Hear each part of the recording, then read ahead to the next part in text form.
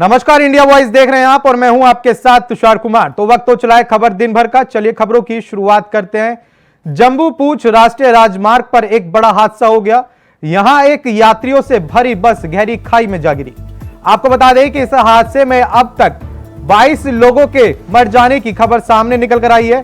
साथ ही करीबन 69 यात्री घायल बताए जा रहे हैं, जिनमें से 57 को जीएमसी जम्मू रेफर कर दिया गया और 12 लोगों का इलाज अखनूर उप जिला हॉस्पिटल में जारी है। बता दें कि बस में 91 यात्री सवार थे। पुलिस और स्थानीय लोगों द्वारा बचाव अभियान चलाया गया। खाई से निकालकर घायलों को अखनूर उप जिला हॉस्पिटल में पहुंचाया गया, जहां से गंभीर रूप से जो घायल यात्री थे उनको जम्मू मेडिकल कॉलेज के लिए रेफर कर दिया गया।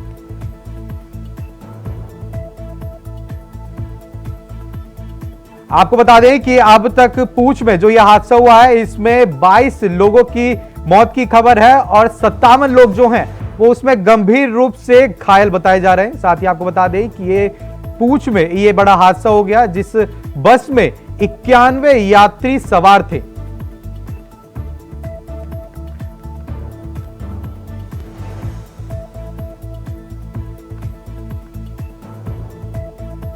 तो हम ये आपको तस्वीर दिखा रहे हैं कि जम्मू के पूंछ में एक ये बड़ा हादसा हो गया। आपको बता दें कि एक 91 यात्रियों से भरी बस खाई में जा गिरी, जिसमें अभी तक 22 लोगों के जो मौत की है वो पुष्टि की जा चुकी है और 57 लोग जो हैं वो जख्मी रूप से घायल बताए जा रहे हैं। बात करेंगे अगली खबर की। पंजाब के होशियारपुर में पीएम मोदी ने विपक्ष पर जमकर निशाना साधा। पीएम ने कहा कि हम संविधान बचाने के पक्ष में हैं और विपक्ष देश की जनता के खिलाफ है। और बहनों, आप भी जानते हैं, कांग्रेस भ्रष्टाचार की जननी है। 60 साल तक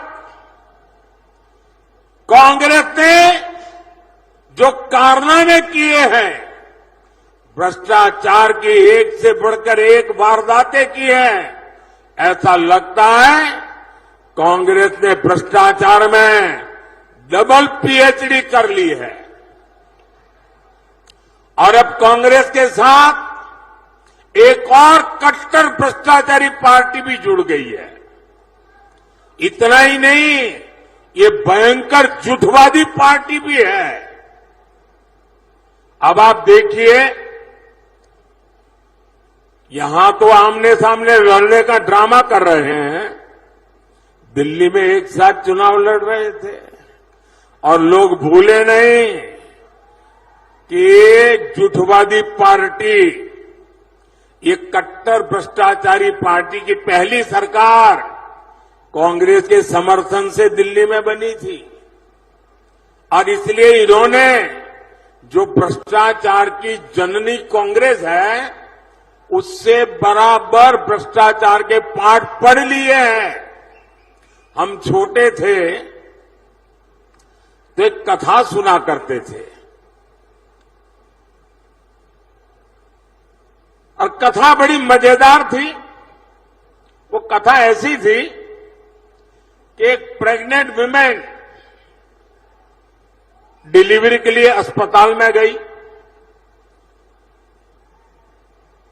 और बेटे का जन्म हुआ, लेकिन जो नर्स वो डिलीवरी करवा रही थी, वो ढूंढने लगी चारों तरफ, उसकी अंगूठी कहीं खो गई थी। वो रोने लगी, अरे मेरी अंगूठी कहां गई, अंगूठी कहां गई। अब बेटे का जन्म हुआ, लेकिन वो अपनी मुट्ठी नहीं खोलता था। तो डॉक्टरों को चिंता हुई, बच्चे की मुट्ठी क्यों नहीं खुल रही है, अभी तो पैदा हुआ है। डॉक्टरों ने बड़े तरीके से उसकी मुट्ठी खोली तो अंगूठी उसकी मुट्ठी में थी। तो लोगों ने कहा ये बच्चा पैदा होते ही चोरी करता है। तो पता चला उसका बाप बहुत बड़ा चोर था, बड़ा डाकू था।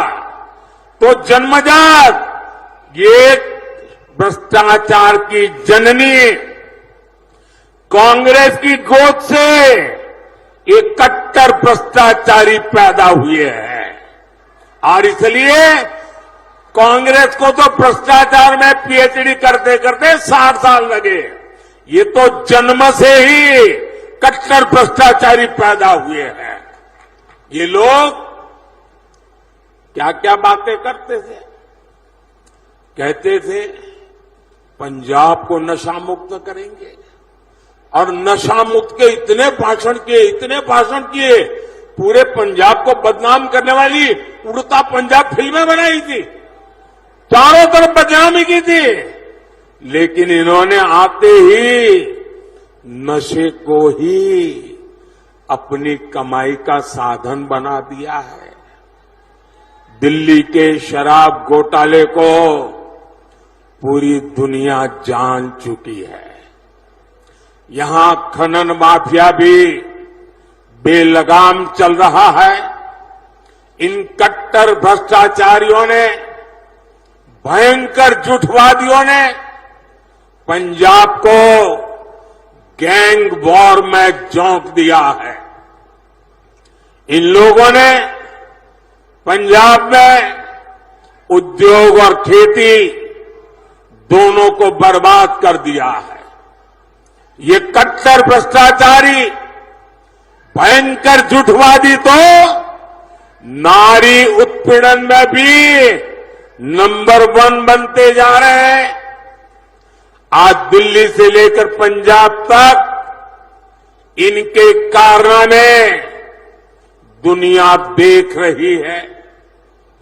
इनके नेता का ठिकाना नहीं, नीति फर्जी, नारे फर्जी और नियत में भी खोट है। बात करेंगे अगली खबर की। जेल में बंद आजम खान को डूंगरपुर मामले में एमपी एमएलए कोर्ट ने गुरुवार को 10 साल की सजा सुनाई। साथ ही कोर्ट ने 14 लाख रुपए का जुर्माना भी लगाया। आपको बता दें कि कोर्ट ने आजम खान को कल दोषी मान लिया था। आजम खान पर डूंगरपुर बस्ती को जबरन खाली कराने, मारपीट, तोड़फोड़, लूटपाट और धमकाने का आरोप था। मामला 6 दिसंबर 2016 का है। आजम खान पर इस मामले में 2019 में केस दर्ज हुआ था। आपको बता दें कि रामपुर के एमपी एमएलए सेशन कोर्ट में मामले की सुनवाई चल रही थी।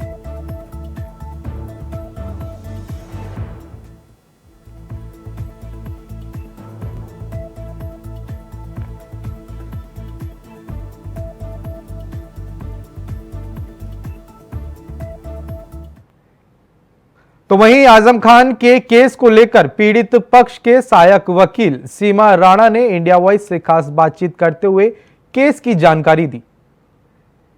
सीमा जी, स्वागत है आपका इंडिया वॉइस में। जिस तरह से आजम खान को 10 साल की सजा हुई है, इस पूरे मामले में क्या कुछ केस था, किस तरह से सजा हुई है, और आजम खान के लिए आगे आने वाले केसेस में और कितनी बड़ी मुश्किल बढ़ सकती है? इस पूरे फैसले में जब सुनवाई हुई थी तो आजम खान के वकील की तरफ से क्या कुछ पक्ष रखे गए थे?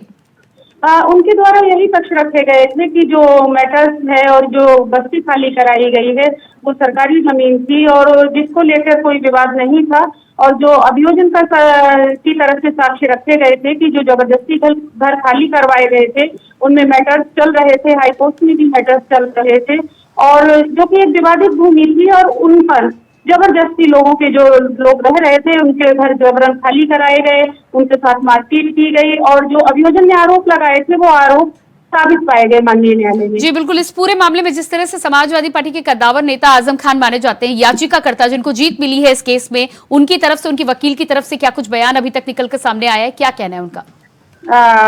देखिए, हम लोगों ने जो अपना पक्ष रखा है, हमने इसमें जो अधिकतम सजा की मांग की थी और माननीय न्यायालय द्वारा एक अधिकतम सजा की गई है, क्योंकि सेक्शन 392 साबित पाया गया, 452 भी साबित पाया गया और 504 और 506 120 भी था। तो इसमें जो अधिकतम सजा 10 वर्ष कठोर कारावास से दंडित किया गया है और 14 लाख का जुर्माना लगाया गया है माननीय न्यायालय के द्वारा। जी बिल्कुल। सीमा जी, आपसे अनुरोध करेंगे अगर आप हमारे दर्शकों को विस्तार से समझा पाएं कि ये पूरा मामला क्या क्या था और आपकी तरफ से क्या कुछ दलीलें रखी गई थी जिस पर आजम खान को आज 10 साल की सजा हुई है।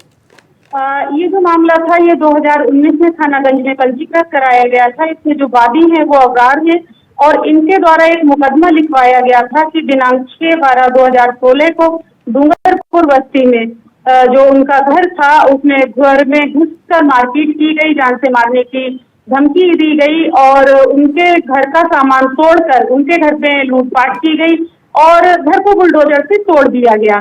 ये आरोप वादी के द्वारा लगाए गए थे और जिनमें जो साक्ष्य हम लोगों ने कराया, जो अभियोजन साक्षी थे उनका साक्ष्य करवाया और ट्रायल के दौरान ये सारी एविडेंस वगैरह दी गई और जिसके आधार पर ये मामले में आरोप साबित पाए।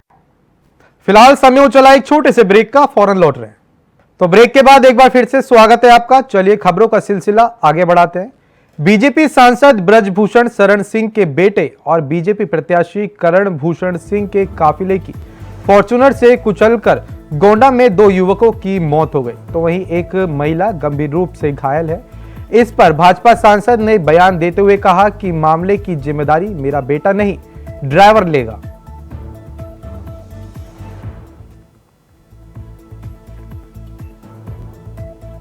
की गाड़ी उसका जो काफिला था, 4-5 गाड़ियों से जा रही थी। जब एक्सीडेंट हुआ है तो 3 किलोमीटर का अंतर था, 3-4 किलोमीटर उनकी गाड़ी आती थी। बट रौंदे तो उन्हीं की गाड़ी से गए ना। आप ही कर लीजिए ना, फैसला कर लीजिए ना, आप अपराधी बना दीजिए अभी तो। बट एटीट्यूड तो हमेशा से यही रहा है कि कर दियो, फिर उसके बाद बोला गया तो आप पहले ही बोल दो तो अपराधी बना दो, ये बना दो। तो आपको पता है कि वो बच्चे पहले एक महिला से लड़े हैं, महिला से लड़ने के बाद उनकी गाड़ी डिसबैलेंस होकर के जाकर के टकराई है और उसमें 2 बच्चों का निधन हो गया है। घटना दर्दनाक, मतलब दुखदायी है, ऐसा नहीं होना चाहिए। लेकिन तो आप रिस्पांसिबिलिटी ले रहे हो इसकी? करण भूषण नहीं, उसकी रिस्पांसिबिलिटी लेगा ड्राइवर। कैसे ड्राइवर लेगा? आपकी बेटी की कॉन्वॉय थी। बात करेंगे अगली खबर की। गोंडा के करनेलगंज में करण भूषण शरण सिंह के काफिले से हुए हादसे पर करण भूषण सिंह की सफाई सामने आई है। क्या कुछ कहा है करण भूषण सिंह ने, आइए आपको सुनवाते हैं। एक बहराइच में मेरा प्रोग्राम था, मैं अपने 3-4 गाड़ियों से जा रहा था और उसी बीच जो सबसे पीछे वाली गाड़ी थी उससे दुर्घटना हुई। और दुर्घटना के बारे में सच्चाई बताना चाहूँगा। जैसे एक छवि धूमिल करने के लिए तो यूट्यूब पे और सारे न्यूज़ चैनल पे बहुत कुछ चला। इसमें ये हुआ था कि एक महिला दाहिने तरफ से रोड क्रॉस कर रही थी और जो 2 बच्चे जो अब नहीं रहे उनसे उस महिला का एक्सीडेंट हुआ और फिर कंट्रोल खोने के बाद वो बच्चे दूसरी पटरी पे आके गिर गए और अकस्मात। अब ये बहुत दुखद घटना है। ये परिवार हम लोग के समर्थक भी हैं। अब ये बहुत दुखद घटना है, इसके बारे में कुछ ज़्यादा नहीं कहा जा सकता, लेकिन ये एक ऐसी चीज हो गई कि बच्चे बड़े छोटे थे और ये जो हुआ सब एक संयोग माना जाए। और जब हम लोग को ये जानकारी हुई तो मैं एक प्रोग्राम में पहुंच चुका था। जैसे अभी मैंने सुना, न्यूज़ पे देखा कि मैं नहीं था वहां पे, तो ये मुझे जानकारी हुई पीछे की गाड़ी से ये हादसा हुआ। तो जब हम लोग को जानकारी हुई, मैंने अपनी एक गाड़ी भेजी और जिसमें नवाबगंज चेयरमैन सत्येंद्र जी भी थे और गाड़ी वहां पे पहुंची। जब दुर्घटना के स्थल पे पहुंची, जो बच्चे थे उनको वहां से अपनी गाड़ी से हॉस्पिटल भेजा गया और फिर अपने परिवार के जो जुड़े हुए लोग थे वो वहां पे मौजूद रहे।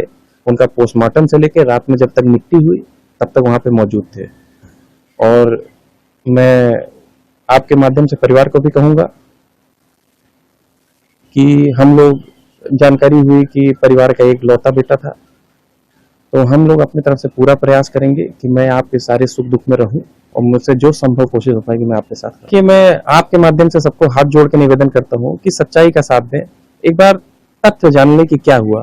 वहां पे महिला के द्वारा उन बच्चों का एक्सीडेंट हुआ, उसके बाद वो बच्चे रोड पे गिरे और अकस्मात गाड़ी से, मेरी गाड़ी से पीछे वाली जो गाड़ी चल रही थी उससे ये दुर्घटना हुई। लेकिन मीडिया में जो दिखाया जा रहा ये रौंदा जानबूझ के, तो ये सब गलत है। मैं आपके माध्यम से निवेदन करूंगा कि प्लीज जो सच हो उसका साथ दे और एक बार देखें कि क्या हुआ फैक्ट। वो महिला जिस बच्चों का एक्सीडेंट हुआ उसमें बच्चों की भी गलती नहीं थी, महिला की भी गलती नहीं थी। अब मान ले कि जिसका जितना लिखा हो, वो महिला अभी जिला अस्पताल गोंडा में एडमिट है। आप लोग उनसे भी जाके एक बार पूछें कि क्या सच्चाई है, क्या बात करेंगे अगली खबर की। उत्तर प्रदेश के मुख्यमंत्री योगी आदित्यनाथ ने आज हिमाचल प्रदेश में मंडी में बीजेपी की उम्मीदवार कंगना रनौत के पक्ष में चुनाव प्रचार किया। इस दौरान सीएम योगी ने कंगना की जमकर तारीफें की। सुनिए। के अस्मिता और अस्तित्व के साथ खिलवाड़ करने वाले लोग नहीं हैं। हम तो भारत को भारतीयता के रूप में पहचानने वाले, भारत की अस्मिता और अस्तित्व के लिए जो आवश्यक होगा उस प्रकार का कदम उठाने में हमें कोई संकोच नहीं। और आपने बदलते हुए भारत को देखा है 10 वर्ष में, मोदी जी के नेतृत्व में बदलते हुए भारत को, एक ऐसा भारत आज जो एक भारत भी है और श्रेष्ठ भारत भी है। दुनिया के अंदर सम्मान बढ़ा है, देश की सीमाएं सुरक्षित हुई हैं। हिमाचल का नौजवान देश की सीमाओं की रक्षा करते हुए पूरी मजबूती के साथ खड़ा है। आतंकवाद और नक्सलवाद समाप्त हुआ है। मुझे याद है, ये महेश्वर सिंह जी हैं, हम लोग संसद में रहते थे, कांग्रेस की सरकार थी, और देखते थे हम लगातार आतंकी घटनाएं घटित होती थी। कभी कश्मीर में, कभी दिल्ली में, कभी अहमदाबाद में, कभी चेन्नई में, कभी अयोध्या में, कभी काशी में, कभी लखनऊ में, लगातार घटनाएं घटित होती थी। हम लोग उस समय की कांग्रेस की सरकार से कहते थे कि आतंकवाद से निपटो, आतंकवाद के सामने क्यों घुटना टेके हुए हो। ये कहते थे आतंकवादी तो सीमा पार के हैं। हमें आश्चर्य होता था, सरकार कह दे, पल्ला झाड़ दे। और आज आप देखते होंगे आतंकवाद और नक्सलवाद समाप्त।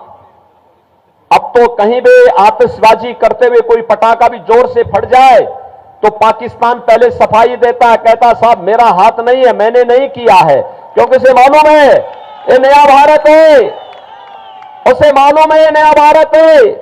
ये नया भारत छेड़ता नहीं है, लेकिन अगर कोई छेड़ता है तो छोड़ता भी नहीं है।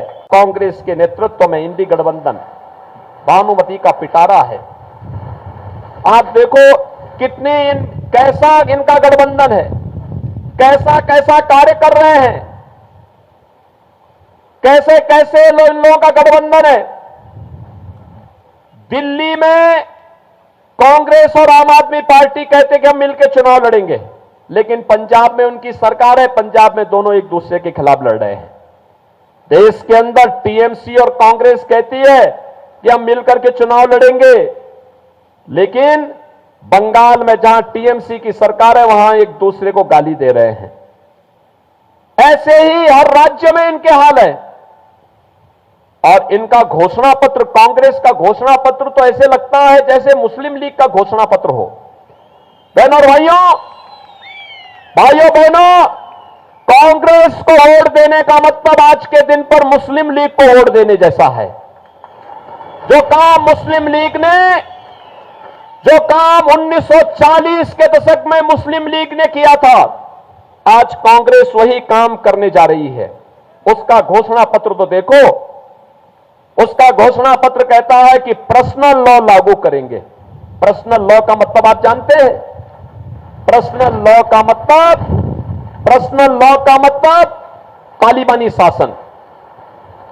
बेटी स्कूल नहीं जा पाएगी, बहनें ऑफिस और मार्केट नहीं जा पाएंगी,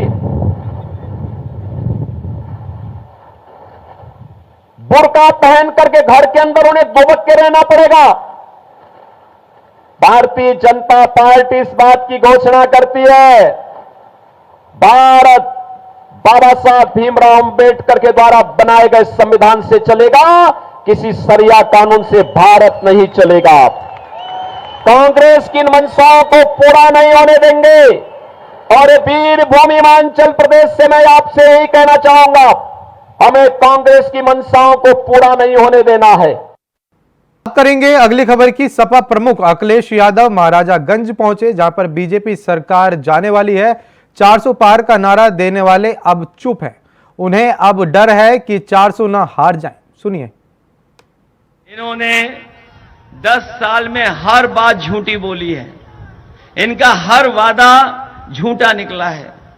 कहां कभी कहा था कि किसानों की आय दोगुनी हो जाएगी, लेकिन आज जब हमारा किसान अपना हिसाब किताब लगाता है तो उसकी आय दोगुनी नहीं हुई है। जो लागत बढ़ी है उसके कारण आज हमारा किसान संकट में चला गया। न केवल किसान संकट में गया है, बल्कि उनके सामने ऐसा संकट पैदा किया है कि अगर सरकार चाहती तो उनकी मदद हो जाती, लेकिन इस सरकार की नीयत में नहीं था मदद करना। इन्होंने जब कर्ज माफ करने का फैसला लिया तो बड़े बड़े उद्योगपतियों के लिए नियम बनाया, और नियम ये बनाया कि 5 करोड़ से ऊपर जिनका कर्ज है उन्हीं का कर्ज माफ होगा। हमारा किसान, हमारा गरीब, हमारे गांव में रहने वाले लोगों का तो कर्ज हजारों या लाखों में है। इन्होंने ऐसा नियम बना करके हमारे गरीबों किसानों को धोखा देने का काम किया। 26 लाख करोड़ के लगभग इन्होंने देश के बड़े बड़े उद्योगपति, कारोबारी, कारखाना चलाने, उनका कर्ज माफ कर दिया।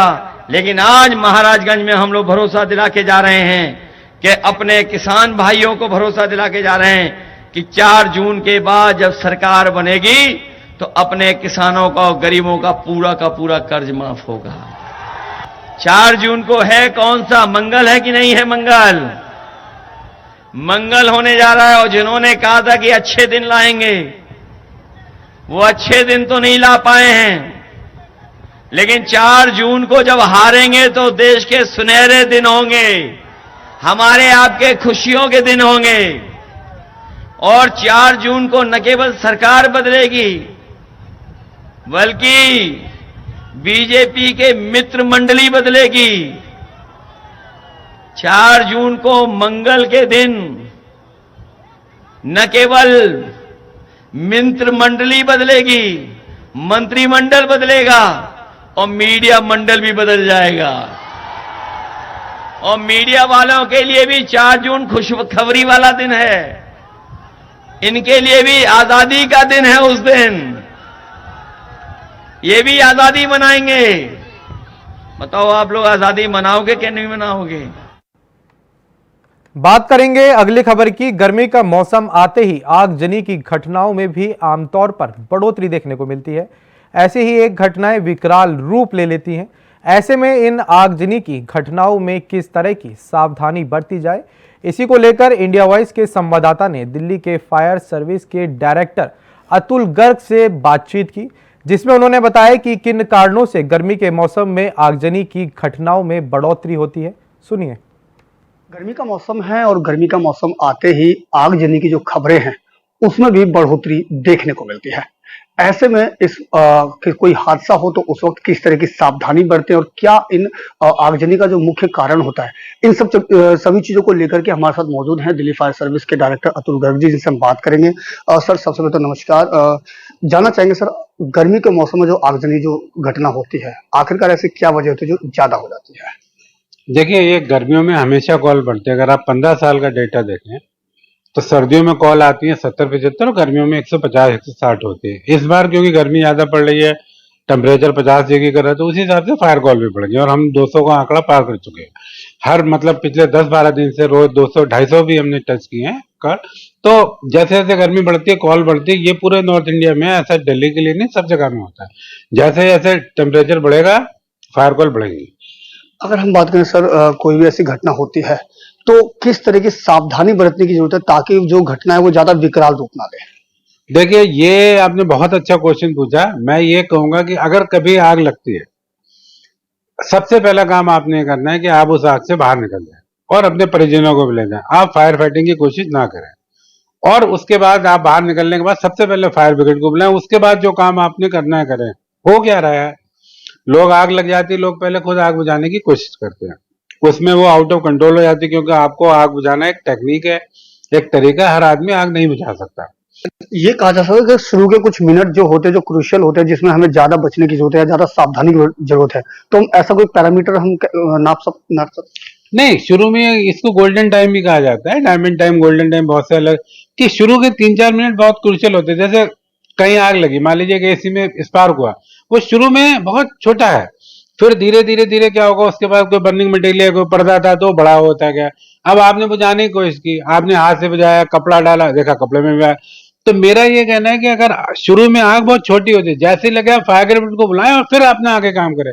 तो मीनवाइल अगर मान लीजिए थोड़ी बड़ी भी हो गई, क्योंकि आपने 5-6 मिनट बचा लिए, तो जो हमें आने में टाइम 10 मिनट लगना था और 5 मिनट आपने तो 15 मिनट में पहुंचे, अब हम 10 मिनट में पहुंच गए, 8 मिनट में पहुंच गए। मैं बिल्कुल ये बात चाहूंगा कि ये चैलेंज जरूर है हमारे पास और काफी बड़ा चैलेंज है, पर हम हर कॉल को अटेंड करते हैं, हर कॉल पे हमारा आदमी जाता है। और देखिए आप, अगर जैसे कल 220 कॉल आई पर कोई बड़ी दुर्घटना नहीं हुई, कोई डेथ नहीं हुई, कोई बड़ी फायर कॉल नहीं हुई। अच्छा, आखिरी सवाल, ऐसे समय में अपनी टीम को किस तरीके से अप्रिशिएट करते हैं? देखिए टीम तो मोटिवेटेड रहती है कि हर बार गर्मी होती है, हर बार होती है, उनको ये पता होता है। और आपके माध्यम से जैसे आप लोग अप्रिशिएट करते हैं काम को, ऐसे और लोग भी करते हैं, पेपर्स भी करते हैं, सारे लोग करते हैं, उसी हिसाब से आदमी मोटिवेट रहता है। और ये 3 महीने का ही तो हमारा मेन काम है।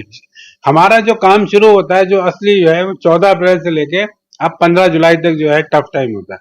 जब बारिश शुरू हो जाएगी, जैसे कल हल्की सी बारिश हुई, तो आज मुझे लगता है शायद थोड़ा टेम्परेचर कम होगा, तो आज कॉल कम होगी। मैं डाटा रात में शेयर करूंगा। जैसे गर्मी बढ़ेगी कॉल बढ़ेगी, जैसे गर्मी कम होगी कॉल घट जाएगी। तो ये थे हमारे साथ दिल्ली फायर सर्विस के डायरेक्टर अतुल गर्ग जी, जिन्होंने बताया कि किस तरीके से अगर आगजनी की घटना होती है तो खुद एक्सपर्ट ना बन के सबसे पहले फायर सर्विस को कॉल करें और उन्हें अपनी जो काम है वो करने दें। Ajit Kumar, India voice, Delhi. फिलहाल के लिए खबर दिन भर में इतना ही। देश और दुनिया की तमाम बड़ी खबरों को जानने के लिए बने रहे इंडिया वॉइस के साथ। नमस्कार।